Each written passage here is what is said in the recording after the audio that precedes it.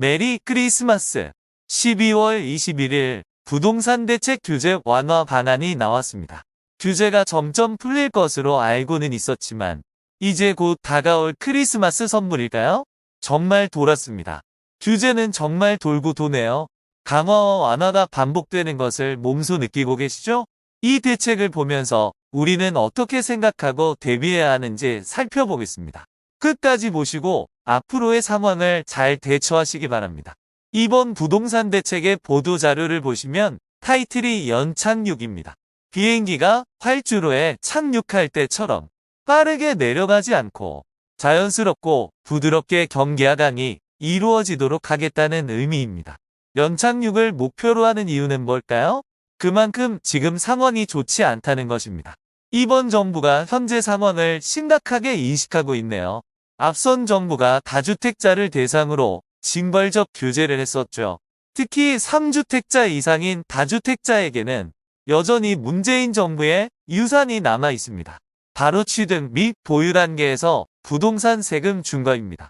취득세는 김영삼 정부 때 5%, 김대중 정부 때 5%, 노무현 정부 때 2%, 이명박 정부 때 2에서 4%, 박근혜 정부 때 1에서 4%, 문재인 정부 때 1에서 12%. 지난 정부는 정말로 역대급 취득세였습니다. 12%는 정말 다시 생각해도 쇼킹했네요. 선은 넘지 말자. 하지만 한 방에 쓸어버리기에는 부담이 컸나 봅니다. 국민들 중에는 무주택자와 다주택자가 섞여 있으니까요. 그리고 꼭 알아두셔야 합니다. 다주택자 취득세 중과 완화의 시기는 유동적이라는 사실입니다.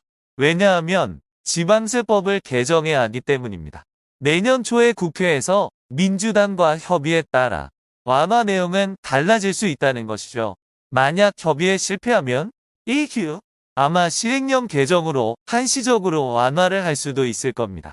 다들 잘 아시겠지만 2주택까지 조정 대상 지역 여부와 상관없이 취득세 중과가 폐지되어 일반 세율이 적용됩니다. 3주택부터는 조정지역 6%, 비조정지역 4%, 4주택 이상과 법인은 조정지역과 상관없이 6%, 이렇게 발표한 원안대로 시행된다면 12월 21일 기준으로 이후에 잔금을 치루었다면 취득세가 소급 적용됩니다. 다음은 대출 완화입니다. 규제지역 다주택자 주담대 LTV는 30% 허용이 되었네요. 어떠신가요? 이것은 큰 의미가 없어 보입니다. 특히 기존 주담대가 있는 다주택자들에게는요. DSR 40%가 당분간 유지되니까요. 아쉬움이 남지만 규제의 강화도 완화도 단계적으로 해나가는 것이니까 어쩔 수 없었겠죠. 그래도 이게 어딥니까? 긍정적으로 생각합시다. 10일치 대책 이후에 낙폭이 큰 과천 등의 경기 내곡과 서울 중의 일부가 이르면 내년 1월에 조정 대상 지역에서 해제될 예정이네요. 그렇게 되면 비규제 지역이 되어서 다주택자도 LTV 60%가 가능합니다. 서울권이 조정 지역에서 해제된다면 잔금 대출을 포함해서 처분 조건이 걸려있는 주담대를 받은 2주택자들이 있죠. 이들이 종전주택을 굳이 급매로 매도하지 않아도 되니까 부동산 연착륙의 힘을 보탤 수 있겠습니다. 나아가 조정 대상 지역에서도 다주택자에게 주담대가 허용되니 조정지역 상관없이 처분 조건의 제한사항을 없애는 방향으로 갈 것입니다. 대출 규제 완화로 속을 썩였던 생활안정자금 대출 규제가 없어지고 주담대처럼 LTV, DTI, DSR 요건을 갖추면 규제 지역과 상관없이 대출이 허용됩니다. 또한 9억 원 이하 주택에 최대 5억 원까지 저리 대출을 해주는 특례 보금자리론도 있습니다. 이런 대출 규제 완화는 내년 1분기 중으로 시행됩니다. 양도세 중과입니다. 다주택자 조정 대상 지역 양도세 중과가 한시적으로 유예되고 있죠? 이것도 2024년 5월까지 1년 연장됩니다. 이번 정부의 공약에 따라 앞으로 총선 결과에 따라 유예기간 이후 2024년 하반기에는 양도세 중과가 폐지 수순으로 갈 것입니다. 양도세 일반과세 보유기간이 2년에서 1년으로 단축됩니다. 주택뿐만 아니라 입주권도 똑같이 적용되네요. 분양권도 양도세 중과가 없어지지만 지금 수도권 및 광역시는 규제지역 해제와 상관없이 소유권 이전 등기까지 전매가 금지되어 있습니다. 따라서 이 완화 대책이 시장에 미치는 영향은 미미해 보이네요. 현재 분양권이 무피 또는 마피인 상황에서 분양권을 프리미엄 주고 사는 다주택자가 있을까요? 3주택 이상의 취득세 중과도 줄어들었지만 남아있으니까요. 이제 10년 이상 장기 임대 아파트 임대사업자 제도가 부활됩니다. 이들에게는 양도세 중과 배제, 종부세 합산 배제가 다시 적용되네요. 그럼 어떻게 될까요? 2023년 이후 등록임대 아파트를 매도하려는 매물들이 줄어들 가능성이 높습니다. 그리고 전셋값 하향 안정에 도움이 될 것입니다. 그런데 신규 등록하는 주택임대사업자는 주의를 해야 합니다.